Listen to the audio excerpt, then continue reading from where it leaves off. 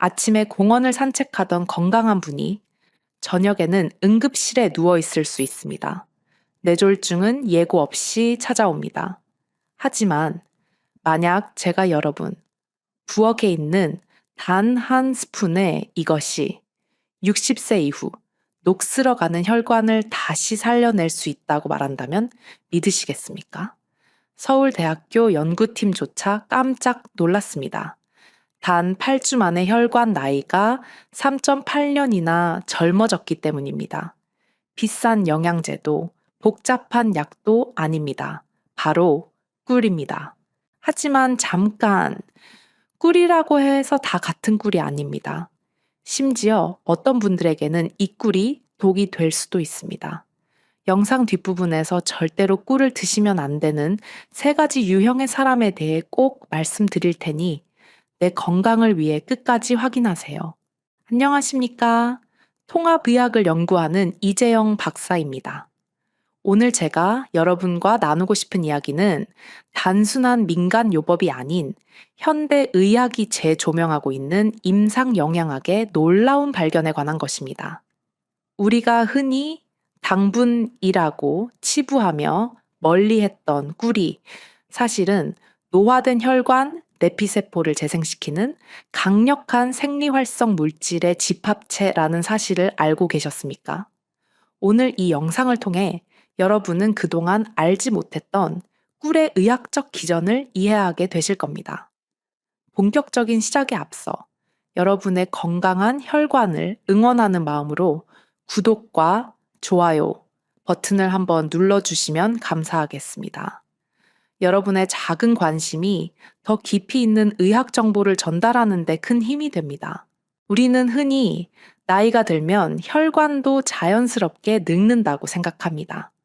하지만 의학적으로 혈관, 노화, vascular aging는 단순히 시간의 흐름에 따른 결과가 아닙니다. 그것은 우리 몸속에서 매 순간 일어나는 미세한 염증 반응과 산화 스트레스, 옥시다티브 스트레스가 누적되어 나타나는 병리학적 현상에 가깝습니다. 수도관이 오래되었다고 해서 반드시 녹이 새우는 것은 아닙니다. 어떤 물을 흘려보내고 어떻게 관리하느냐에 따라 100년이 지나도 깨끗할 수 있는 것처럼 우리 혈관도 마찬가지입니다. 제가 진료실에서 만나는 많은 환자분들이 호소하는 증상들은 겉보기에는 매우 다양해 보입니다.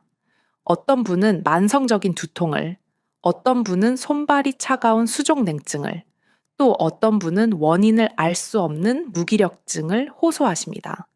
하지만 이 모든 증상의 기저를 파고 들어가 보면 결국 하나의 거대한 문제와 마주하게 됩니다. 바로 혈관 내피세포의 기능, 저하 엔도텔리얼 디스펑션입니다. 혈관 내피세포는 단순히 혈관의 안쪽 벽을 코팅하고 있는 막이 아닙니다. 이 세포들은 혈류의 흐름을 감지하고 혈관의 수축과 이완을 조절하는 산화질소, 니트릭 억사이드를 생성하며 혈전이 생기는 것을 막아주는 매우 능동적인 내분비 기관입니다. 그런데 60대가 넘어가면 이 내피세포들이 공격을 받기 시작합니다. 혈액 속에 떠다니는 과잉 포도당, 산화된 저밀도 콜레스테롤, oxidized LDL, 그리고 각종 염증성 사이토카인들이 내피세포를 끊임없이 자극합니다. 이 과정에서 내피세포는 손상을 입고 상처가 난 자리에 찌꺼기가 쌓이며 혈관벽은 점점 두꺼워지고 딱딱해집니다. 이것이 우리가 흔히 말하는 동맥경화, 에이테로스클레로시스의 시작이며 소리 없는 살인자라 불리는 뇌졸중의 전주곡입니다. 여기서 주목해야 할 점은 이러한 변화가 뚜렷한 자각, 증상 없이 진행된다는 것입니다. 혈관의 70%가 막힐 때까지도 우리 몸은 별다른 신호를 보내지 않을 수 있습니다.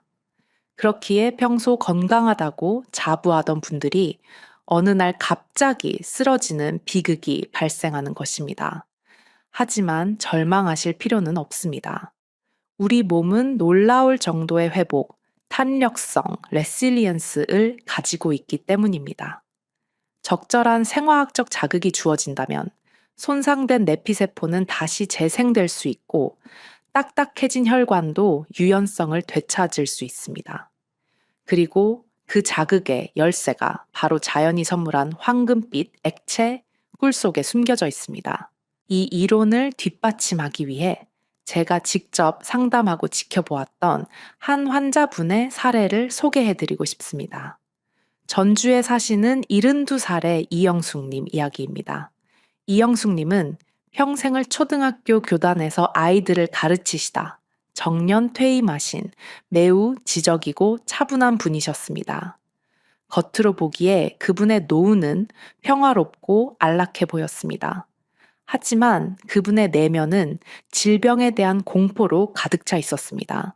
상담실에 처음 들어오셨을 때 그분의 안색은 창백했고 손을 계속해서 주무르고 계셨습니다. 박사님, 저는 밤이 무섭습니다. 자려고 누우면 발끝에서부터 냉기가 올라와서 심장까지 얼어붙는 것 같아요. 양말을 두 켤레나 신고 자도 소용이 없습니다. 이영숙 님이 호소하신 증상은 전형적인 말초 혈액 순환 장애였습니다. 혈액이 심장에서 출발해 손끝, 발끝까지 원활하게 도달하지 못하고 있는 상태였죠. 더 큰 문제는 수면의 질이었습니다. 혈액 순환이 안 되니 천 조절이 원활하지 않고 이는 곧 자율신경계의 불균형으로 이어져 심각한 불면증을 야기하고 있었습니다. 새벽 2~3시면 어김없이 잠에서 깼고 다시 잠들지 못한 채 뒤척이며 불안한 생각에 휩싸이곤 하셨습니다. 그 불안의 핵심은 바로 뇌졸중이었습니다. 친정 어머니께서 뇌졸중으로 오랜 기간 투병하다 돌아가셨기 때문에 자신도 같은 길을 걷게 될까봐 극도로 두려워하고 계셨던 것입니다. 병원에서 처방받은 혈액순환 개선제와 수면 유도제를 드시고 계셨지만 약물에 대한 의존도만 높아질 뿐 근본적인 컨디션은 좀처럼 나아지지 않았습니다. 검사 수치상으로는 혈압이 경계성 고혈압 수준인 것을 제외하면 큰 이상 소견이 없었기에 답답함은 더했죠. 그러던 어느 날 서울에 사는 따님이 주말에 내려와 꿀 한 병을 식탁 위에 올려놓았습니다. 엄마, 이거 친구가 추천해 준 건데 아침에 일어나서 딱 한 스푼만 따뜻한 물에 타서 드셔보세요. 속는 셈 치고요. 이영숙님은 평소 단 음식을 즐기지 않으셨고 당뇨에 대한 막연한 걱정 때문에 꿀을 멀리 해오셨습니다. 하지만 딸의 간곡한 부탁을 거절할 수 없어 다음 날 아침부터 꿀물을 마시기 시작했습니다. 의학적 지식이 없던 따님의 권유였지만 결과적으로 그것은 이영숙님의 생체 리듬을 완전히 뒤바꾸는 게임 체인저가 되었습니다. 변화는 아주 미세하게 시작되었습니다.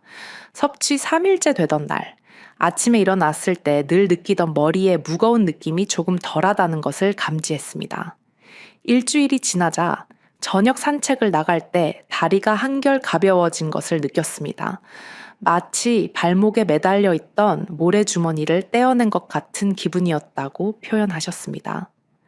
그리고 한 달이 지났을 때 이영숙님은 진료실에 들어오시며 환하게 웃으셨습니다. 박사님, 어제는 제가 눕자마자 잠들어서 아침 6시까지 한 번도 깨지 않았습니다. 이게 얼마만인지 모르겠어요. 도대체 그 작은 꿀 한 스푼이 우리 몸속에서 어떤 작용을 일으켰기에 이런 드라마틱한 변화가 가능했던 것일까요? 단순히 기분 탓이었을까요? 아니면 플라시보 효과였을까요? 절대 그렇지 않습니다. 이것은 철저하게 생화학적이고 생리학적인 반응의 결과입니다. 꿀은 단순한 포도당과 과당의 혼합물이 아닙니다. 그 안에는 식물이 자신을 보호하기 위해 만들어낸 phytochemicals, 즉 식물성 화학 물질들이 고도로 농축되어 있습니다. 이 성분들이 우리 혈관 내피세포에 직접적으로 작용하여 일련의 치유 메커니즘을 가동시킨 것입니다. 현대의학은 이제 식품을 단순히 칼로리나 영양소의 공급원으로만 보지 않습니다. 식품 속에 포함된 특정 분자가 우리 유전자의 발현을 조절하고 세포의 신호 전달 체계에 관여한다는 뉴트리게노믹스, 뉴트리제노믹스, 영양 유전체학의 관점에서 접근하고 있습니다. 이러한 관점에서 볼 때 꿀은 단순한 식품을 넘어선 천연 양리 물질에 가깝습니다. 서울대학교 연구팀이 주목한 것도 바로 이 지점이었습니다. 2022년 서울대학교 식품영양학과 연구팀은 60세 이상의 건강한 성인들을 대상으로 무작위 배정 이중맹검 임상시험을 진행했습니다. 연구 설계는 매우 엄격했습니다. 참가자들을 두 그룹으로 나누어 한 그룹에게는 매일 일정량의 천연꿀을 섭취하게 했고, 대조군에게는 꿀과 맛과 향이 유사하지만 생리활성 물질이 없는 위약 플라체보를 제공했습니다. 한 8주간의 실험 기간 동안 참가자들의 식단과 생활 습관을 철저히 모니터링했습니다. 그리고 8주 후 연구진은 두 그룹의 혈관 지표를 정밀 분석했습니다. 그 결과는 실로 놀라웠습니다. 꿀을 섭취한 그룹에서만 유의미하게 상관 발목 맥파전파 속도 BATV가 감소한 것입니다. 이 용어가 조금 어렵게 들리실 수 있겠지만 쉽게 설명해 드리겠습니다.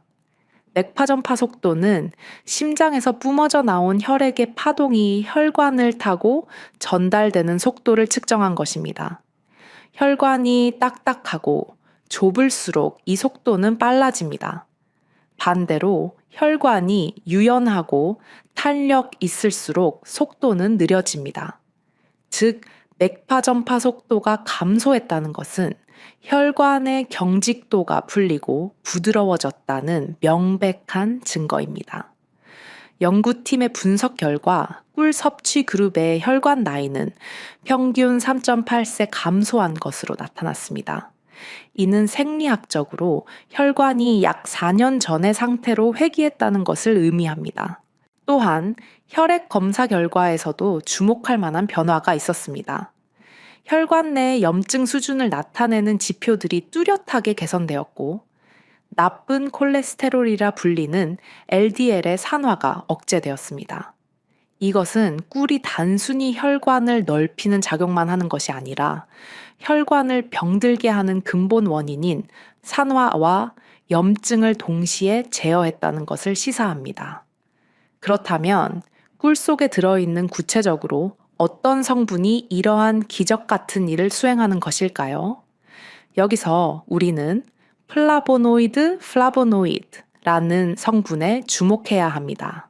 플라보노이드는 식물의 잎이, 꽃, 뿌리, 줄기 등에 존재하는 노란색 계통의 색소 화합물입니다. 꿀벌이 꽃에서 꿀을 채취할 때 꽃가루와 함께 이 강력한 항산화 물질들이 꿀 속으로 옮겨옵니다. 꿀에는 케르세틴, 쿠에르체틴, 캠페롤, 캠페롤, 아피게닌, 갈랑긴, 가랑긴 등 수십여 종의 플라보노이드가 복합적으로 함유되어 있습니다. 이 성분들은 우리 몸에 들어와서 마치 혈관 청소부와 같은 역할을 수행합니다. 혈관 내벽에 달라붙어 있는 염증성 물질들을 중화시키고 활성산소 프리 라디칼과 내피세포를 공격하지 못하도록 방어막을 형성합니다. 특히 꿀에 풍부한 케르세틴이라는 성분은 혈관 확장 작용이 매우 탁월합니다. 케르세틴은 혈관 내피세포에서 산화질소 GNOS의 생성을 촉진합니다. 앞서 말씀드린 것처럼 산화질소는 혈관을 이완시켜 혈압을 낮추고 혈류를 원활하게 만드는 핵심 신호 분자입니다. 나이가 들면 체내 산화질소 생성 능력이 급격히 떨어지는데 꿀이 이 능력을 다시 깨워주는 것입니다. 이영숙님이 느끼셨던 손발의 따뜻함, 다리의 가벼움은 바로 이 기전을 통해 말초, 혈관까지 혈액이 힘차게 공급되면서 나타난 생리적 반응이었던 것입니다. 또한 꿀에는 단순히 항산화 물질만 있는 것이 아닙니다. 꿀은 자연계에서 유일하게 글루코스 산화효소, 길루코스 옥시다세라는 특별한 효소를 고농도로 함유하고 있는 식품입니다. 이 효소는 꿀이 체내에 들어왔을 때 아주 미량의 과산화수소, 하이드로젠 페록사이드를 발생시킵니다.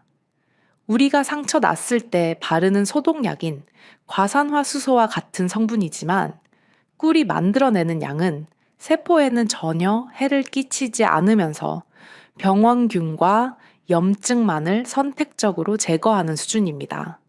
이것이 바로 꿀이 천연 항생제라 불리는 이유이며 만성적인 미세 염증에 시달리는 노년의 혈관에 꿀이 특효약이 될 수 있는 이유입니다. 혈관 건강은 단순히 피가 흐르는 통로의 문제가 아닙니다. 그것은 우리 몸의 60조 개 세포 하나하나에 생명을 불어넣는 보급로의 문제입니다. 보급로가 끊기면 전쟁에서 패배하듯 혈관이 막히면 우리 몸의 생명력도 꺼져갑니다. 하지만 많은 분들이 꿀을 섭취하실 때 결정적인 실수를 범하고 계십니다. 아무리 좋은 약도 잘못 쓰면 독이 되듯 꿀 또한 섭취 방법과 타이밍에 따라 그 효과가 천차만별로 달라질 수 있습니다. 심지어 어떤 방식으로 섭취하느냐에 따라 오히려 혈관에 독소를 쌓이게 만드는 당화산물 AGEs를 생성할 수도 있다는 사실을 아셔야 합니다. 대부분의 사람들이 꿀을 뜨거운 물에 타서 드시거나 요리에 설탕 대신 듬뿍 넣어 드십니다. 하지만 이는 꿀이 가진 생명력을 스스로 파괴하는 행위입니다. 꿀 속에 들어있는 수많은 효소와 비타민, 생리활성 물질들은 열에 매우 취약합니다. 특히 섭씨 45도가 넘어가면 앞서 말씀드린 그 귀한 효소들의 단백질 구조가 변성되어 파괴되기 시작합니다. 60도가 넘는 끓는 물에 꿀을 타는 순간 여러분이 드시는 것은 약성이 살아있는 생꿀, 타로 하니이 아니라 그저 값비싼 액상 과당일 뿐입니다. 죽은 꿀은 혈관을 살릴 수 없습니다. 그렇다면 우리는 이 귀한 꿀을 어떻게 다루어야 할까요? 정답은 미지근함에 있습니다. 우리 청아 가장 비슷한 35도에서 40도 사이의 물, 이것이 바로 꿀이 가진 생명력을 온전히 우리 몸으로 전달하는 황금 온도입니다. 이 온도의 물에 꿀을 타서 마시면 우리 몸은 이것을 음식물이 아닌 체액과 비슷한 상태로 인식합니다. 위장에서 별도의 소화 과정 없이 즉각적으로 흡수되어 혈관을 타고 온몸의 세포로 전달되는 것입니다. 이제 가장 중요한 타이밍에 대해 말씀드리겠습니다. 같은 꿀이라도 언제 먹느냐에 따라 그 효과는 천양지차입니다. 제가 임상에서 환자분들에게 처방하는 3가지 황금 시간대가 있습니다. 이 시간을 지키는 것만으로도 꿀의 효능을 200% 끌어올릴 수 있습니다. 첫 번째 골든타임은 바로 아침 기상 직후 공복기입니다. 잠에서 깬 직후 우리 몸은 일종의 탈수 상태와 같습니다. 밤새 호흡과 땀으로 수분이 배출되었고 혈액의 점도는 가장 끈적끈적해져 있는 위험한 시간대입니다. 이때 마시는 따뜻한 꿀물 한 잔은 혈액의 볼륨을 늘려 흐름을 원활하게 하고 밤새 쌓인 노폐물을 씻어내는 혈관 세정제 역할을 합니다. 특히 꿀의 단당류는 뇌가 활동을 시작하는 데 필요한 즉각적인 에너지원이 되어 잠든 뇌를 부드럽게 깨워줍니다. 찬물은 절대 안 됩니다.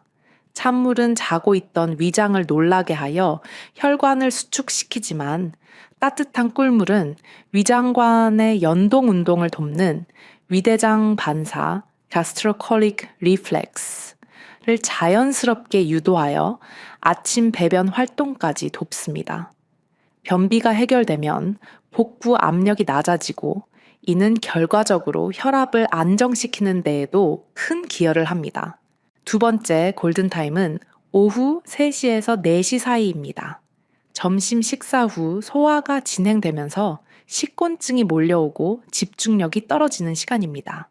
이때 많은 분들이 습관적으로 믹스 커피나 단 과자를 찾으십니다. 하지만 이는 혈당 스파이크, 블러드 슈거 스파이크를 유발하여 혈관 내피세포에 치명적인 손상을 입힙니다. 정제된 설탕은 혈당을 급격히 올렸다가 뚝 떨어뜨려 더 심한 피로감을 부르지만 꿀은 다릅니다.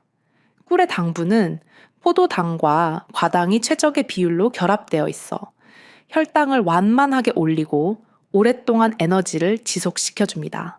이 시간에 따뜻한 꿀차 한 잔을 드시면 뇌에 안정적인 포도당을 공급하여 오후의 활력을 되찾을 수 있습니다. 커피의 카페인이 주는 각성 효과와는 질적으로 다른 세포 자체가 충전되는 느낌을 받으실 겁니다.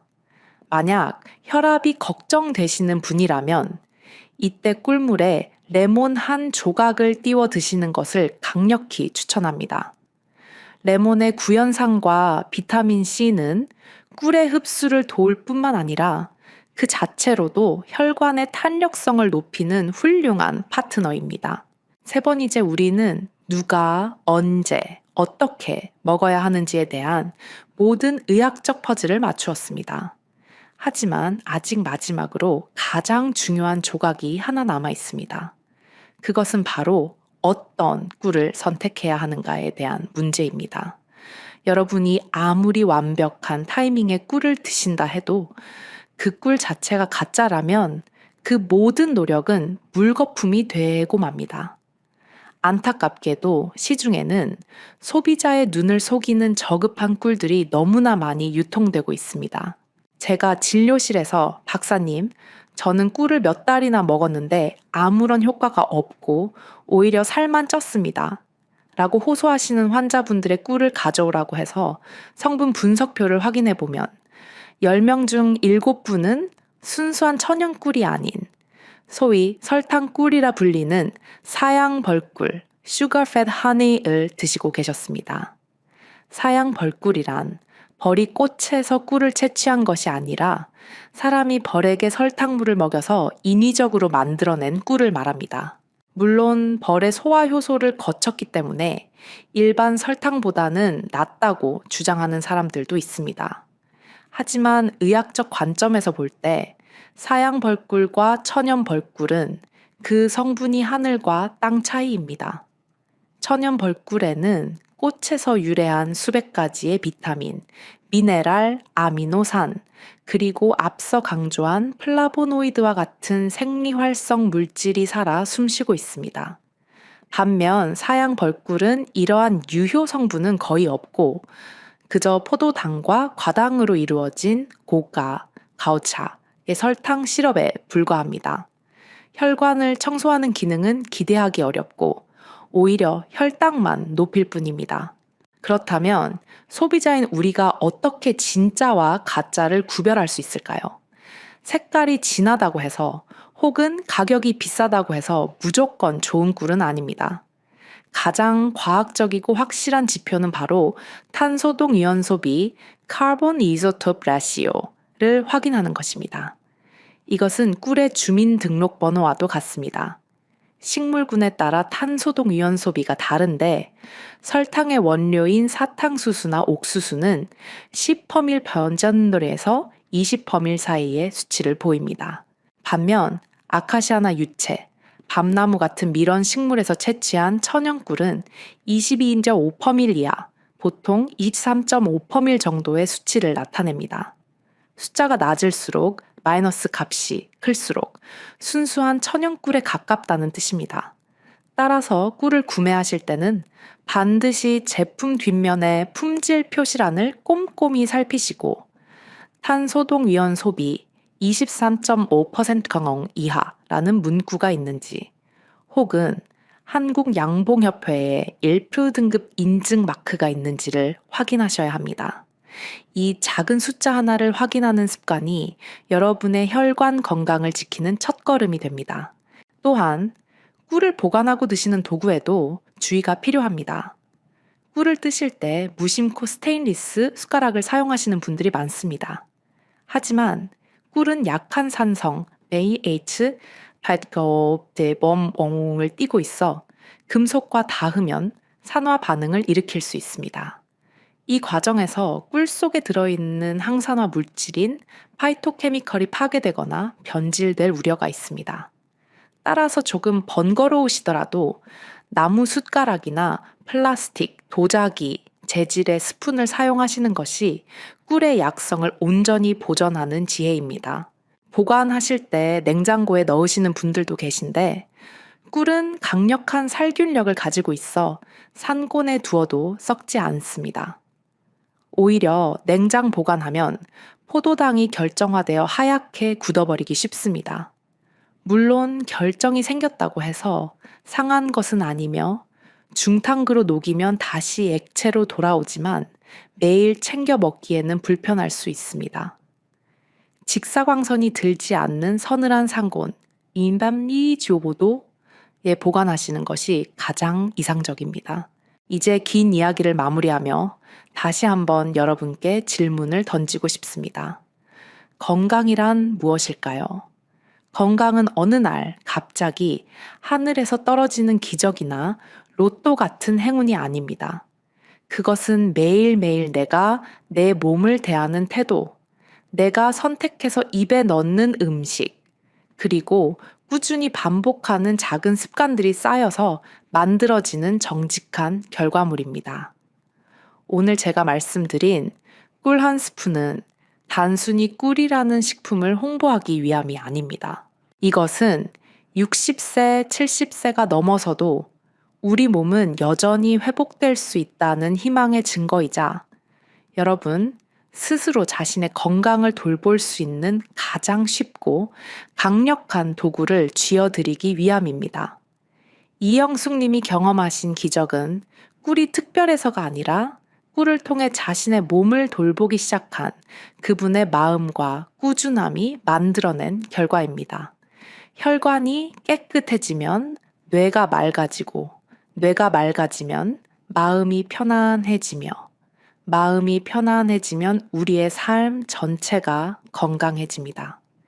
이 선순환의 고리를 만드는 열쇠가 바로 여러분의 부엌, 찬장 속에 잠들어 있는 꿀 한 병일 수 있습니다.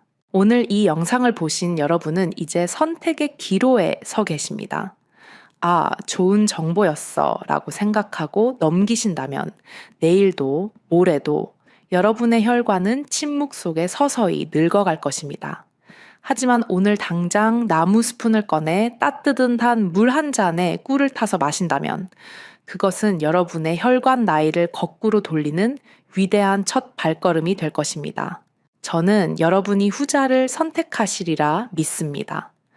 여러분의 몸은 생각보다 훨씬 더 똑똑하고 주인의 사랑에 보답할 준비가 되어 있기 때문입니다. 지금 바로 실천해 보십시오. 그리고 일주일 뒤, 한 달 뒤 여러분의 몸이 보내는 기분 좋은 신의 귀를 기울여 보십시오. 아침에 눈을 뜨는 것이 두렵지 않고 계단을 오르는 것이 숨차지 않으며 밤에는 아이처럼 깊은 잠에 드는 평범하지만 소중한 행복을 다시 찾으실 수 있을 겁니다. 마지막으로 오늘 제 이야기가 여러분의 가슴에 작은 울림을 주었다면 지금 바로 영상 아래 댓글창에 여러분의 다짐을 남겨주십시오. 거창한 말은 필요 없습니다. 나는 오늘부터 나를 위해 매일 꿀물을 마시겠습니다. 내 혈관 건강은 내가 지키겠습니다. 와 같은 짧은 한 문장이면 충분합니다. 기록하는 순간 다짐은 현실이 됩니다. 또한 이 영상이 여러분의 소중한 가족, 배우자 혹은 친구분들의 건강을 지키는 데에도 도움이 될 수 있도록 공유해 주신다면 의사로서 더 없는 보람을 느낄 것 같습니다. 통합의학자로서 제가 드릴 수 있는 최고의 처방은 비싼 약이 아니라 여러분이 스스로를 치유할 수 있는 올바른 지식과 습관을 안내해 드리는 것입니다. 앞으로도 저는 복잡하고 어려운 의학 지식이 아닌 여러분의 삶 속에서 살아 숨 쉬는 실용적인 건강 지혜를 가지고 찾아뵙겠습니다. 여러분의 혈관이 20대처럼 펄펄 끓어오르는 그날까지 여러분의 건강한 100세를 진심으로 응원합니다. 지금까지 이재영 박사였습니다. 감사합니다. 그리고 제가 가장 강조하고 싶은 시간은 바로 취침 1시간 전입니다. 앞서 말씀드린 이영숙 님이 극적인 효과를 보신 것도 바로 이 시간대의 섭취 덕분이었습니다. 많은 분들이 밤에 단 것을 먹으면 살이 찌지 않을까 걱정하십니다. 하지만 취침 전 한 스푼의 꿀은 살이 찌는 것이 아니라 오히려 수면 중 지방 연소를 돕고 혈관을 재생시키는 회복의 연료가 됩니다.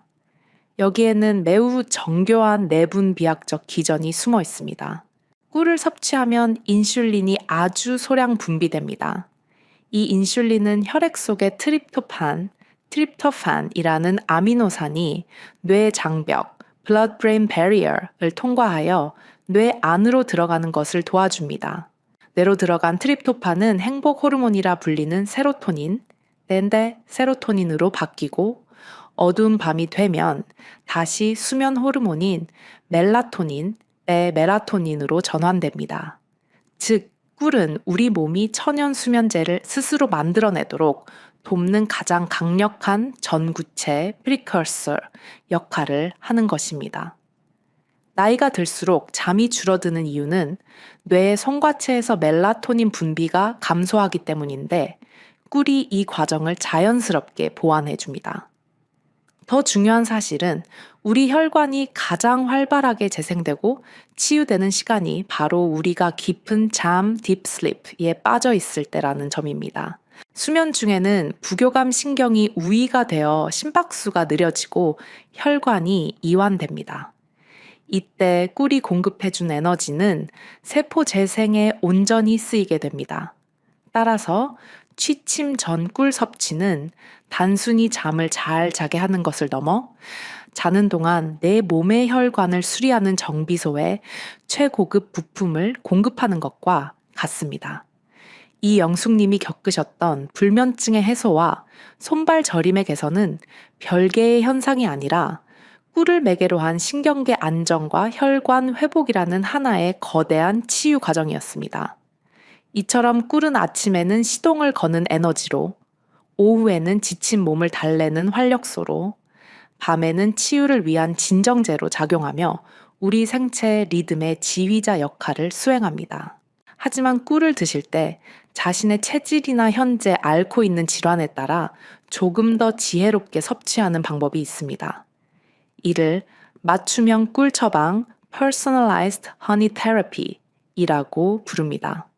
먼저 평소 혈압이 높고 뒷목이 뻣뻣한 증상이 있는 분들은 꿀과 레몬의 조합을 기억하십시오. 레몬 껍질에 들어있는 에리오치트린이라는 강력한 항산화 성분은 꿀과 만났을 때 시너지 효과를 내어 혈관의 산화 스트레스를 억제하는 능력이 배가 됩니다. 점심 식사 후 미지근한 물에 꿀 한 스푼과 신선한 레몬즙을 짜서 드시면 혈압 강에 큰 도움이 됩니다.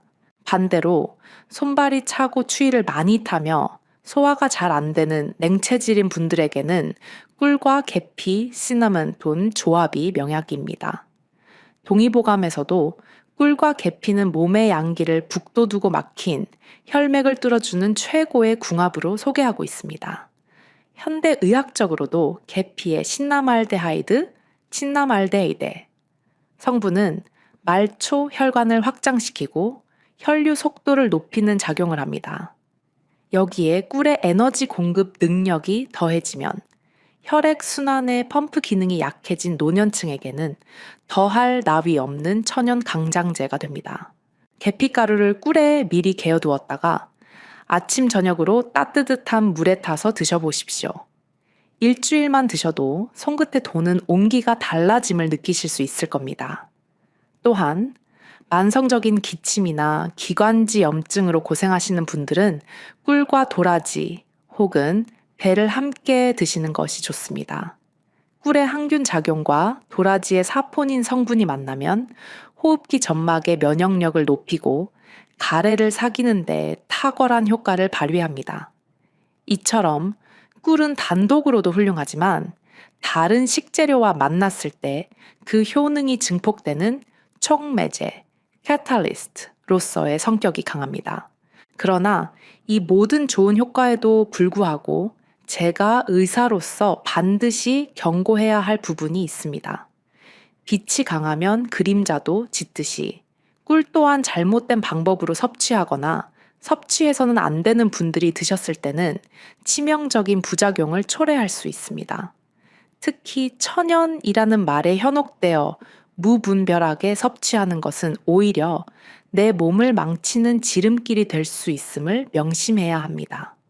제가 진료 현장에서 목격한 안타까운 사례 중 하나는 당뇨 전 단계 진단을 받으신 분이 꿀은 설탕이 아니니 괜찮다는 주변의 말만 믿고 수시로 꿀을 드시다가 급격히 당뇨로 진행된 경우였습니다. 꿀이 설탕보다 혈당 지수 GI가 낮고 유익한 성분이 많은 것은 사실이나 본질적으로는 당분이 농축된 고칼로리 식품임에는 변함이 없습니다. 따라서 우리는 꿀의 양면성을 정확히 이해하고 내게 득이 되는 섭취법과 독이 되는 상황을 명확히 구분할 줄 아는 지혜가 필요합니다. 이제부터 말씀드릴 내용은 여러분의 생명과 직결될 수도 있는 매우 중요한 안전 수칙들입니다. 우선 절대적으로 꿀 섭취를 금기시해야 하는 첫 번째 대상은 바로 12개월 미만의 영가입니다. 할머니, 할아버지들이 손주가 예쁘다고 혹은 감기 기운이 있다고 꿀물을 다 먹이는 경우가 종종 있는데 이는 정말 위험천만한 행동입니다. 자연 상태의 꿀에는 보툴리누스균, 클로스트리디움 보툴리눔의 포자가 섞여 있을 수 있습니다. 성인의 위장관은 산도가 높고 장내 미생물 생태계가 튼튼하여 이 포자를 자연스럽게 사멸시키거나 배출해낼 수 있습니다. 하지만 돌이 지나지 않은 아기들의 장은 아직 미성숙하여 이 포자를 방어할 능력이 없습니다. 포자가 아기의 장 내에서 발화하여 독소를 뿜어내면 영아 보툴리누스증이라는 무서운 식중독을 일으키는데 근육 마비와 호흡 곤란을 유발하여 심할 경우 사망에 이를 수도 있습니다. 그러므로 사랑스러운 손주를 위해서라도 돌 전에 아기에게는 꿀을 절대 주어서는 안 된다는 것을 꼭 기억해 주십시오. 두 번째 주의 대상은 제1형 당뇨병 환자 및 혈당 조절이 극도로 불안정한 중증 당뇨 환자입니다. 제2형 당뇨 환자의 경우 식이요법의 일환으로 설탕 대신 소량의 꿀을 사용하는 것은 허용되거나 오히려 권장되기도 합니다. 하지만 췌장에서 인슐린이 거의 분비되지 않는 제1형 당뇨 환자에게 단순당의 농축체인 꿀은 혈당 스파이크의 주범이 될 수 있습니다. 천연 꿀이라 할지라도 섭취 직후 혈당을 빠르게 상승시킬 수 있으므로 반드시 주치의와 상의해 아주 제한적으로 접근해야 합니다. 세 번째는 꽃가루 알레르기, 폴렌 알러지가 심한 분들입니다. 꿀은 벌이 꽃에서 채취한 산물이기 때문에 필연적으로 미량의 꽃가루가 함유되어 있습니다. 평소 봄철에 꽃가루 때문에 비염이나 천식이 심해지는 분들은 꿀을 드셨을 때 알레르기 반응이 나타날 수 있습니다. 입술이나 혀가 부어오르거나 목 안이 간질거리고 따끔거리는 증상, 심하면 두드러기나 호흡 곤란이 올 수도 있습니다. 만약 꿀을 드신 후 이런 증상을 한 번이라도 경험하셨다면 그것은 몸이 거부 반응을 보내는 것이니 즉시 섭취를 중단하셔야 합니다. 마지막으로 주의해야 할 것은 약물 상호작용입니다. 현재 혈전 용해제나 항근고제, 와파린 등을 복용 중이신 분들은 주의가 필요합니다. 꿀에 함유된 살리실산 살리칠라테, 성분은 혈액순환을 돕는 좋은 성분이지만 항근고제와 함께 다량 섭취할 경우 혈액을 지나치게 묽게 만들어 출혈 위험을 높일 수 있다는 보고가 있습니다. 물론 하루 한두 스푼 정도의 일반적인 섭취량으로는 큰 문제가 되지 않으나 건강을 위해 꿀을 고용량으로 드시려는 분들은 반드시 약물과의 상호작용을 고려하셔야 합니다.